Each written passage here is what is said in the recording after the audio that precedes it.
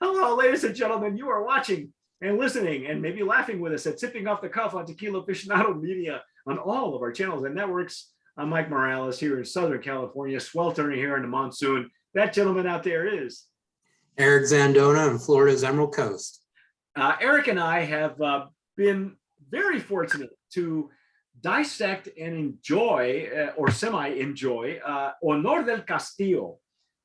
This is, yeah, I've been chasing this brand for so long. It is the brand for Kate del Castillo. For those of you who are of the Latin persuasion, you know who she is. She's a famous actress, Mexican actress who grew up in telenovelas, and now she's done Netflix specials. And she got in trouble for she plays a lot of women in the drug trade, you know, who are strong women, you know, who run organizations in you know, dicey situations.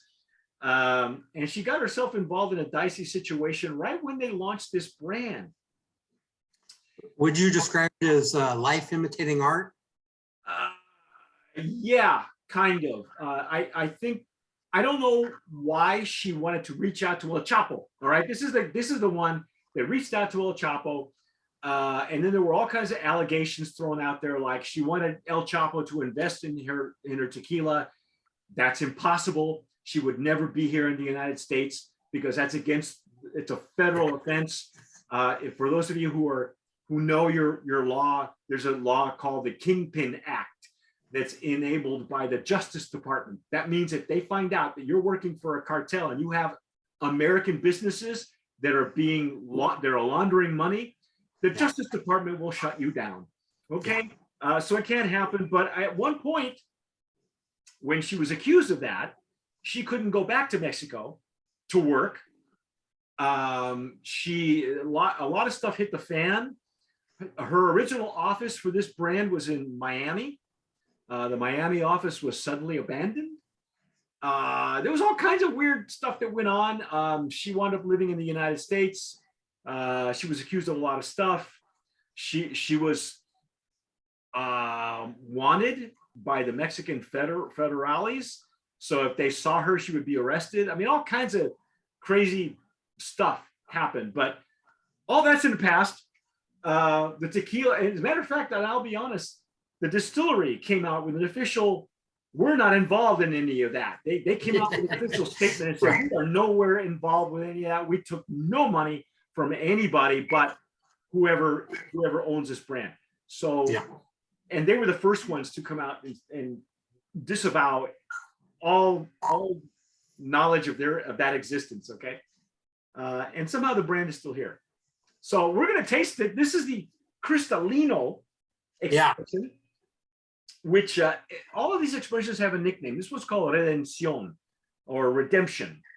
That's the literal translation. So we're gonna just taste the juice and then give you more stories about it. Eric,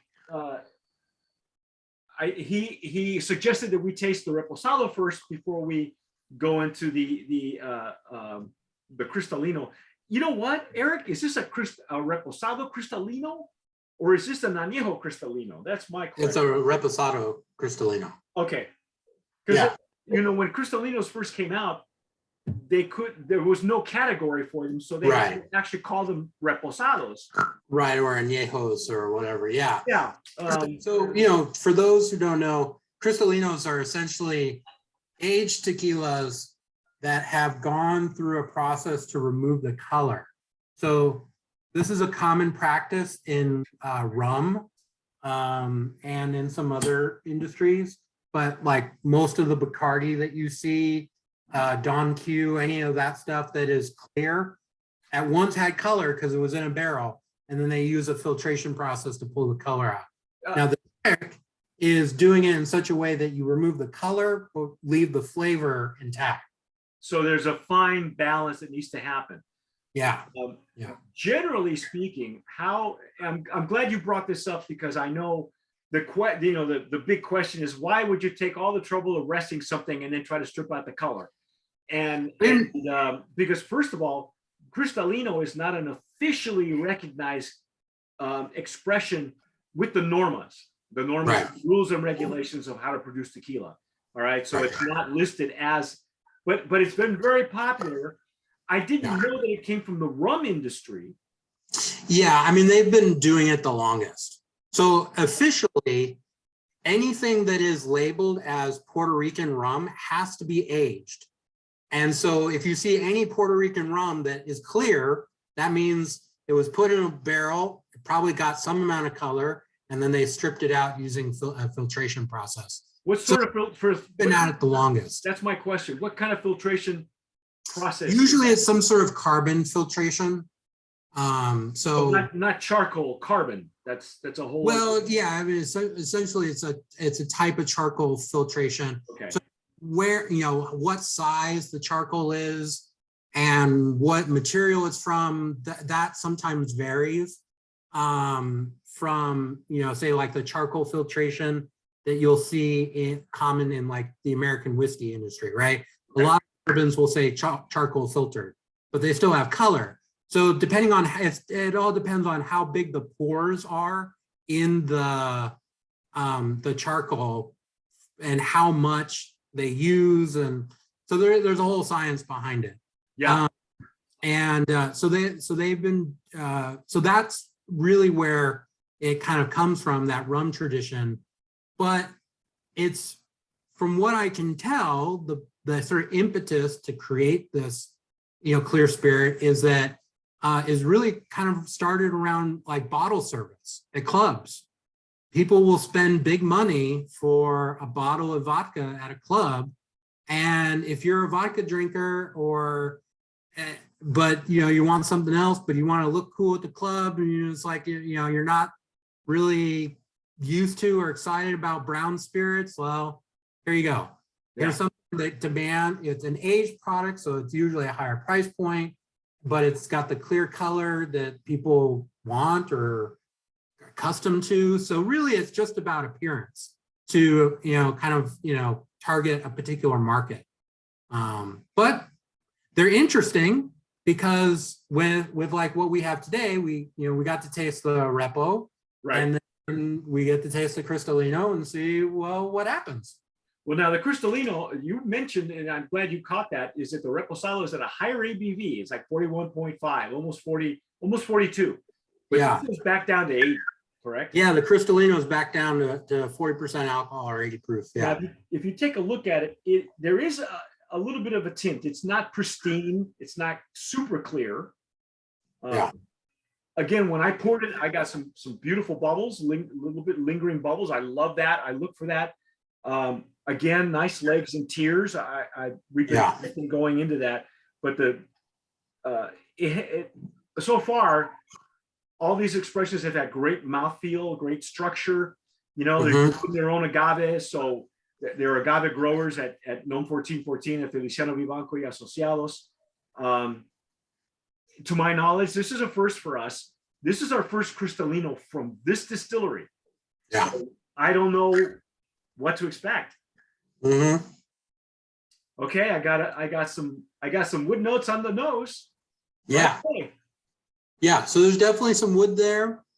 I feel like there's a little bit more fruitiness to this one compared to the Repo that we had. Yes, I agree. And again, here, like, so one of the things we talked about in the last video was like one of the things that's evident with this brand is that they're being very intentional about like their choices, and they're not just doing the standard thing because that's the standard thing. So in that regard, like the wood choice that they made with the Repo, the flavor profile that it had, the strength that it had, all made it stand out as very, different from, your standard grouping. Right. But here, I would say one would expect usually, right, that the Reposado Cristalino is just basically a decolorized version of the other Repo. But here, with the aromas that I'm getting, I think they probably went in a different direction. My guess is, to me, it just doesn't smell like the same thing. No. And in that regard, here again, like I think is the artistry of the distiller and the blender and the brand making a conscious effort to say, well, we're not just going to take the same thing we've already given somebody as a repo and reproduce it as a Cristalino. Here's a different product. So we're going to make different choices about what barrels, what Reposado barrels we're going to pick with a different flavor profile, and then take the color out. So they're like already from the nose, you know, like again, like to me, this is like really intriguing. Like lots of, like to me, it's showing lots of forethought and care going into this. A lot of imagination too. I Yeah. mean, here for me, it smells like the natural progression of a Reposado.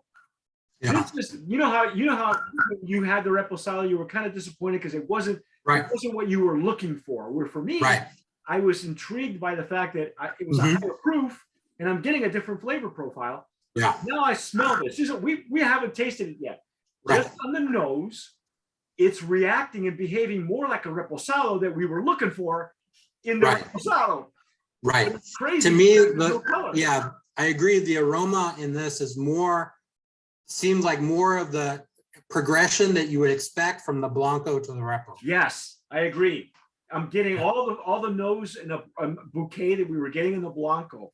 It really is coming out like that. And yet they were right. My first whiff was wood notes. I got a little bit of wood, but we won't know until we taste it. Which barrel are they using to make this Repo? Are they using the French oak like we thought that they were using in a Reposado, or is this a whiskey bourbon barrel? I say we dive in.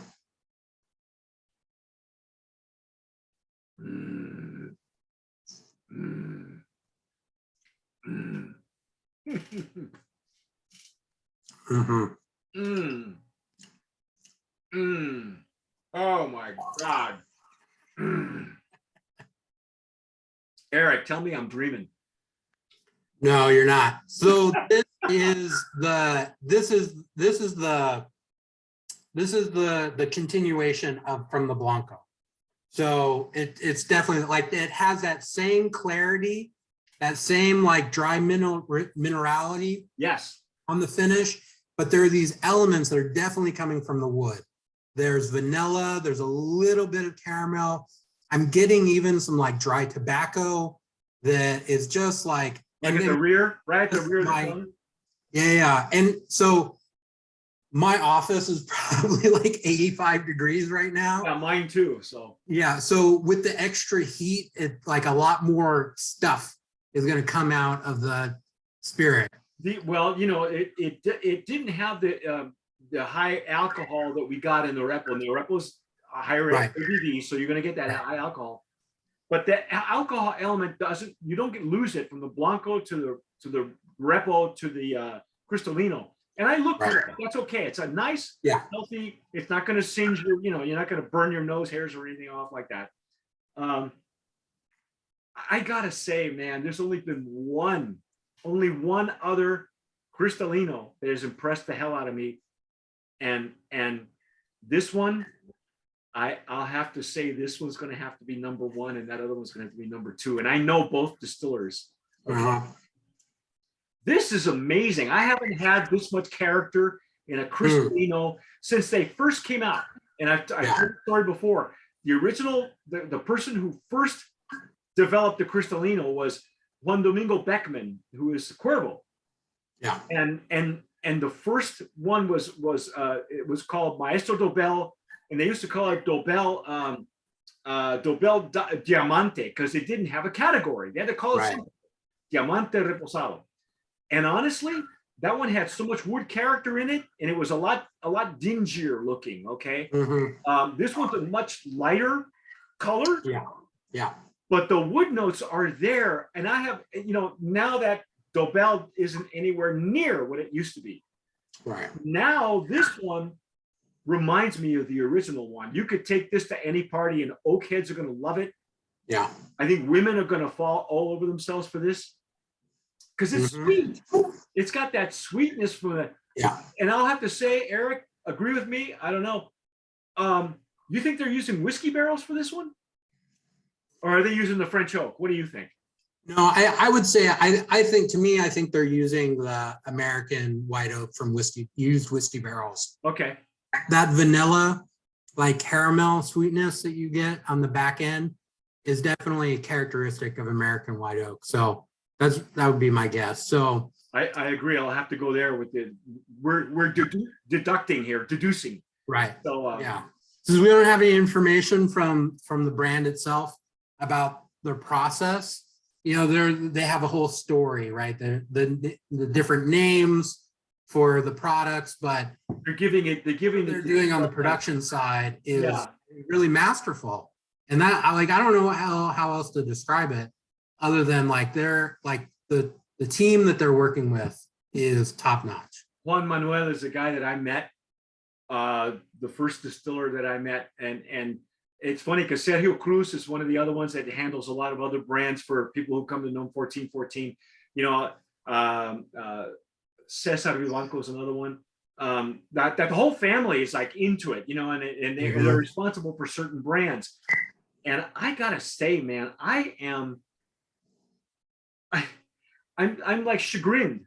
This is so much. It just brought me back to that memory of when I had that first Maestro Dobel, because it had such wood character in it. Yeah. And this is right up there, man. This is what it was. If you're going to design it, if you're going to make that category a category, this is what it should be like. Yeah. And the other one that comes a close second, it's got to be Penta. Penta Tequila makes a great Cristalino as well. This one has a bit more wood character for me. And the other thing I would say too is like it's Cristalinos with Reposados are a little bit more tricky. You see a good number of them from añejos, and with there, right, you have a wider margin when you're filtering the color out of an añejo. If you filter out a little bit of that wood flavor, right, there's going to be plenty left over. Yeah. With Reposado, you have a much smaller window that the spirit is in contact with the wood. And so there's a much tighter margin for error that, like, if you overdo it, you destroy the Reposado character of the Cristalino. And here I think they really got it. But here's the thing, Eric. If indeed they are using a French oak barrel, 3, maybe 4 months for that Reposado at a higher ABV, this Reposado, we're assuming, deducing that they're using an American oak barrel for this. Would you say that they're letting this one age a lot longer so that they give themselves a bigger window, you know, more character and a bigger window of error? It's possible. The other possibility is they're just, you know, they're using fresher barrels. So like, you know, first use, like, okay. And with, you know, my hypothesis with the other Reposado was that maybe it was like a second use because of that lighter color profile, and like the wood character wasn't like super pronounced, but it was definitely there. You had the cocoa character that, and some of the wood tannins, they weren't intense, but they were there. So that it had some elements. I thought, well, maybe it had been like a second use, something like, who knows, right? Right. Just I'm trying to put together my other tasting experiences to kind of guess at what might be going on. And so anyway, so that's what, so it's hard to say with this. It could be a little bit longer, it could be just, you know, younger, like first use barrels that First use barrels that went 8 months or something. Yeah, so it's possible, but I think they did an excellent job. Oh, so yeah. Bottom line, brand of promise nominee. Yeah. And the other thing I wanted to mention too is that this is I would say it's a fairly kind of standard bottle shape, but they took time to like add on some elements that I really like. There's the raised portions of the glass. There's the agaves on the bottom. I think it's a really nice package. And so I would nominate it for packaging. Sure, absolutely. Yeah. Brand of promise nominee in a packaging. Yeah. Now, here's the thing. I don't have those agave at the bottom of this Cristalino. Yeah. And this particular batch of Cristalino does not have the molding and the words that the other. Right. Mine does. So they probably just ran out of bottles, which a lot of people are doing right now. Well, yeah, you know, there's a crisis going on right now in the supply chain. Because my other bottles do have it. They have the molding and the words on the sides. This one says, "El olor está en tus manos." You're holding honor in your hand. And they went through a lot of thought. Yeah. I know that if you've watched any of the documentaries with Kate del Castillo about her life, she's been written up and documented a lot in Spanish television. She's very much a hands-on person. She does her own stunts. She's not afraid of doing her own training and things like that. And I believe in this new version that's coming up of La Reina del Sur, which is the original, what Queen of the South is based on. The American version on I think it's on AMC, which I had watched in the past. She's even been injured, and riding motorcycles and doing her own stunts. So she's very hands-on. I wonder how much she had to do with the creation of the image, because it seems like each expression has, like Eric said, if you look at the website, they create an image and a story. Yeah. With every expression. So they're like their own character in their own telenovela. I don't know. Right. I think it's clever. I like where they're headed, but it's not just all image. There's a substance in the juice, and I love that. I congratulations, Brand of Promise nominee in this Cristalino category. This is a tough category, as Eric said. It's tough to do a Reposado correctly, and it's tough to do a Cristalino correctly because a lot of people are phoning it in, and you've had your share of that in the rum industry. This was a whole education for me, because the diffuser comes from the rum industry, all right, and apparently Cristalinos do too. I had no idea. I wondered what gave them the idea, what possessed Juan Domingo Beckman to go, hey, what happens if we just borrow benefits from the rum industry? Let's just strip the color out and see what happens. And you got the money to. When the Cristalino came out, the industry laughed at him. That was the word. That was a word when Mike I got boots on the ground in streets, ears in the streets and all that stuff. And they were telling me, the industry's laughing at this guy. Now he's a hero, because he invented this category that isn't an official category yet, but everybody wants one now. Right. So, I think it's literally, for me, the best one I've had. Number one, and there's a close number two. Okay. Honor de Castillo Cristalino. What's our price point? What are they charging for? So again, like fairly reasonable price. The pricing varies depending on what market you're in, but it's looking like somewhere between $45 and $65. Wow, there's a huge disparity in the pricing. Yeah. I first of all, I want to thank Joanne Spencer, who works for the importer in Arizona, who got these to us. I want to thank her, because I've been chasing this brand since they appeared on the market. And with the pandemic and with the Castillo's problems, with the Mexican government and maybe the US, this brand has really had some fits and starts. And I think that explains why there's such a disparity in the price points. Maybe. Yeah, and then the supply chain on top of that, and you've got a mess on your hands. But anyway, that's our take. If you folks are having it, you're watching us on YouTube, leave us a comment. Tell us how much you're paying for it, where are you buying it, what you think. Is it one of your favorites? Is it not? I think there's plenty of character in this Cristalino that old kids will be happy. I think women will be happy with it. I think if you're not sure and you want to see what the big deal is about tequila, you're coming in from like the vodka industry or the liquor or the rum, I think this will answer a lot of questions and maybe draw you into the rest of the line and the rest of tequila as a category. It's well done. Juan Manelo is doing a great job. That's our take. I'm Mike Morales here in Southern California. That guy out there is Eric Zandona in Florida's Emerald Coast. You've been watching and listening to Sipping Off the Cuff on Tequila Aficionado Media. Please subscribe, hit the notification bell, share this. Don't be afraid to share the video. Follow us on on Spotify, on iTunes, wherever you download your podcasts, and whatever you do, tomar sabiamente. Sip wisely.